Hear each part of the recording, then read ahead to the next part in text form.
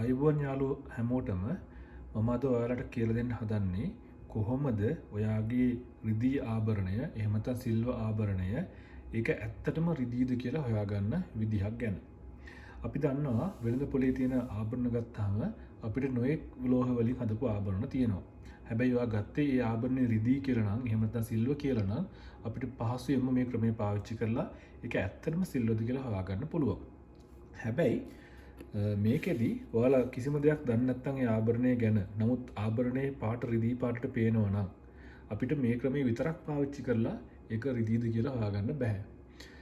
ඒ සඳහා ක්‍රම කීපයක්ම පරීක්ෂණ කීපයක්ම කරන්න වෙනවා.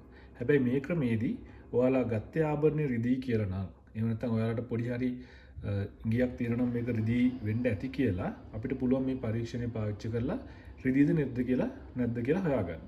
හරි අපි එහෙනම් ඉස්සෙල්ලාම බලමු කොහොමද මේක ඉස්සෙල්ලාම අපිට කරන්න දෙයක් තියෙනවා ඔයාලගේ ආභරණය ගත්තාම ඔයාලට පුළුවන් ඒකේ හෝල් මාක් එක චෙක් කරන්න.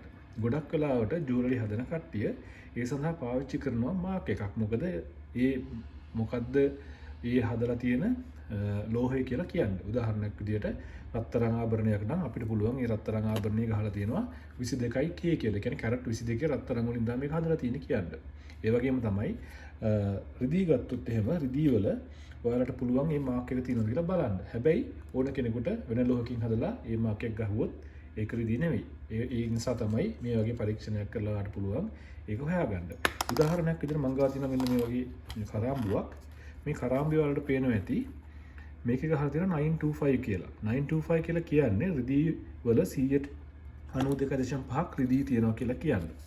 ගොඩක් වෙලාවට සිල්වර් ආභරණ රිදී ආභරණ හදන්නේ මේ 925 කියන පිරිසුදු භාවයේ තියෙන රිදී වලින්.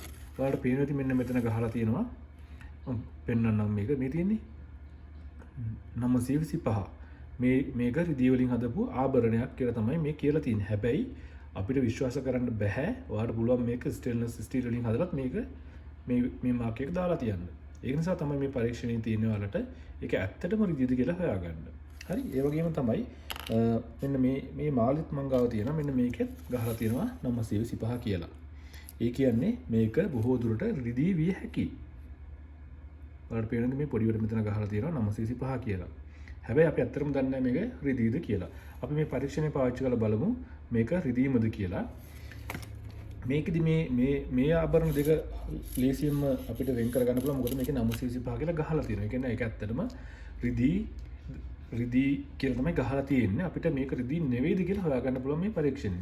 හැබැයි මෙන්න මේ වගේ එකක් ගත්තොත් එහෙම මේක නම් කිසිම දෙයක් සඳහන් කරලා නැහැ. ඒක නිසා මේක රිදී මේ පරීක්ෂණයෙන් සමහර විට රිදී නෙවෙයි කියලා ඔප්පු කරගන්න පුළුවන් වෙයි. අපි කරලා බලමු.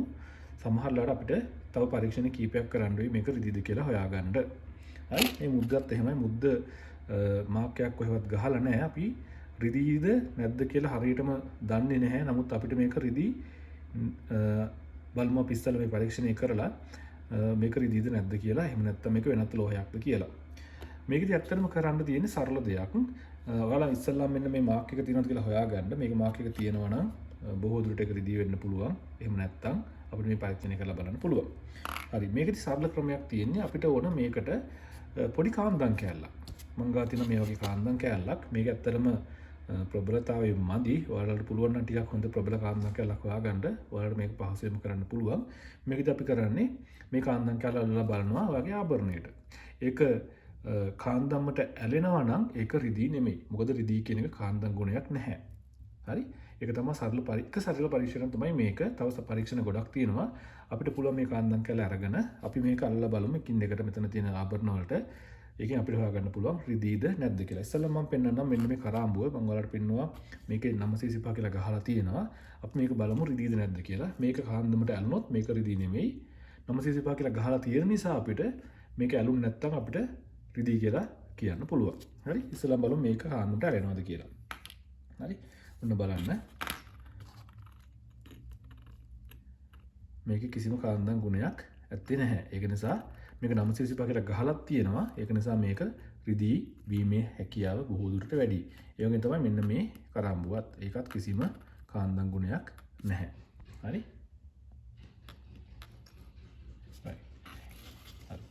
ඊට පස්සේ බලමු මෙන්න මේක තමයි මේ ඉය නට් එකක්. මේ ඉය නට් එක කරාඹි පිටිපස්සට ඉය නට් එකක්.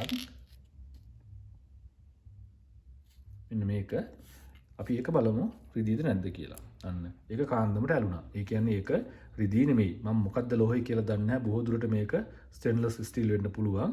නමුත් ඒක රිදී නෙමෙයි. හරි? හරි අපි බලමු මේක ඊට පස්සේ. ඔයාලට පේනවා මේකත් කාන්දමට ඇලෙනවා. ඒ කියන්නේ මේක රිදී නෙමෙයි. වෙනත් ලෝහකින් හදපු එකක්. මම මොකද්ද ලෝහය කියලා දන්නේ නැහැ. ඒකත් පැත්තකින් තියාගමු. ඊපස්සේ මේක මේකත් කාන්දමට ඇලුනා. ඒ කියන්නේ මේක රිදී නෙමෙයි. right. ඊට පස්සේ බලමු මේ මුද්දෙත් කිසිම කාන්දම් ගුණයක් නැහැ.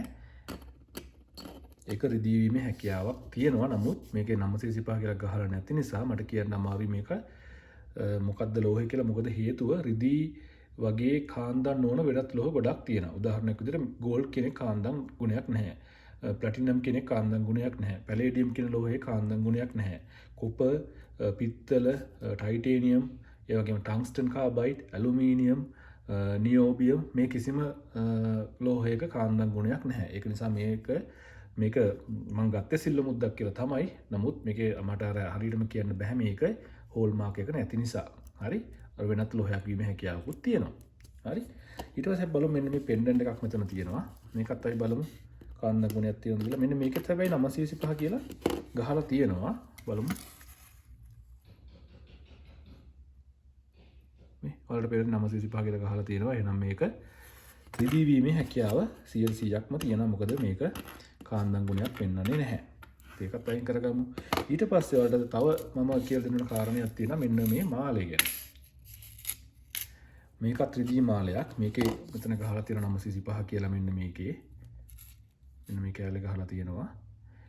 right. අපි බලමු මේකේ කාන්දම් ගුණය තියෙනවද කියලා. මේකේ විශේෂ කාරණාවක් ඔයාලට කියලා දෙන්න ඕන. මේක ඇත්තටම මේ කාන්දම් ගුණයක් නෑ වලට පේනවනේ. කිසිම කාන්දම් ගුණයක් නෑ. හැබැයි මෙන්න මේ කැලල මේක කාන්දම් ගුණයක් තියෙනවා. ඒකෙන් කියවෙන්නේ නැහැ මේ මාලය සිල්ව මාලයක් නෙවෙයි කියලා. ඒකට හේතුව තමයි මෙන්න මේ කාන්දම් ගුණය ඇතිවීමට හේතුව මෙන්න මේ මාලේ මෙන්න මේක ඇතුලේ තියෙනවා යකඩ වලින් හදපු ස්ප්‍රින්ග් එකක්. මෙන්න මේක ස්ප්‍රින්ග් එකකින් තමයි වැඩ කරන්නේ. නේ?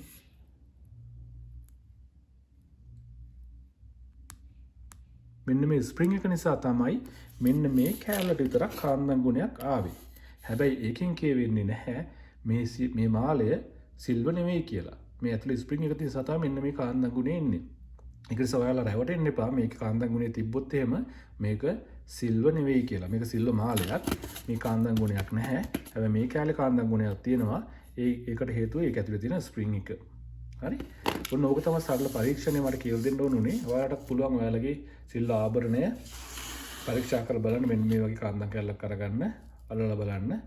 කාන්දම් ගුණයක් තියෙනවා නම් ඒක සිල්ව නෙවෙයි.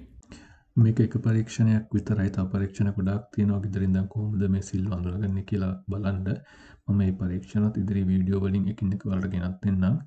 channel එක subscribe කරලා නැත්නම් channel එක subscribe කරන්න මේ වගේ වීඩියෝ බලා ගන්න පුළුවන් ඔයාලට. එන යාළුවනේ ගිහිල්ලා එන්න හැමෝටම ආයිබෝවන්.